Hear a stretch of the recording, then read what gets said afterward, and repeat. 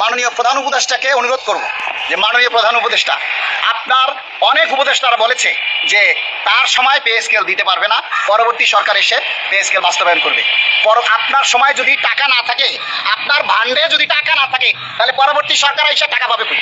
তারা কি বাড়িঘর জমি আমাদের পে স্কেল দেবে? আপনি যেই অর্থ ফান্ডে রেখে যাবেন, পরবর্তী সরকার এসে সেই টাকাটাই পাবে। তাহলে আপনি না পারলে পরবর্তী সরকার কিভাবে পাবে?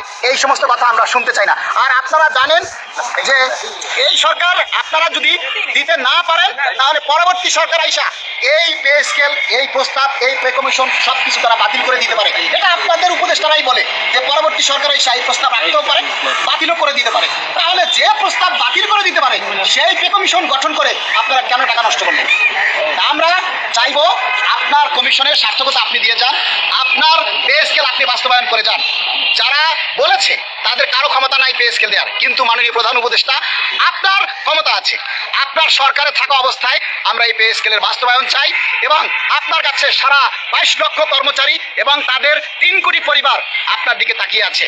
তাদের পরিবারবর্গের যে ছেলে মেয়েদের, তাদের পরিবারের যে কান্না, সেগুলি আমরা দেখতে পারি না। প্রতিটা কর্মচারী অফিসে এসে ঠিকমতো কাজ করতে পারে না, তার সংসারের অভাব, তার বাবা মায়ের চিকিৎসার অভাব, কোনোটা করতে পারে না, যার কারণে অফিসে এসে ঠিকমতো সার্ভিস দিতে পারে না। আমরা চাই রাষ্ট্র যথাসময়ে চলুক, রাষ্ট্রের উন্নয়নের চাকা সচল থাক। তাই আপনি অবিলম্বে আমাদের এই কর্মসূচির মধ্যেই, এই 3 কর্মদিবসের মধ্যে আমরা পে স্কেলের গেজেট চাই।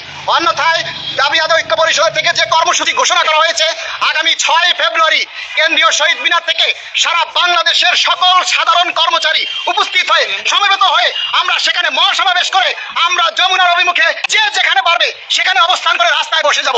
গেজেট না পাওয়া পর্যন্ত আমরা কেউ উঠবো না। সারা বাংলার যত কর্মচারী আছে সবাই আগামী 6 তারিখে ঢাকায় আসার জন্য রেডি থাকুন।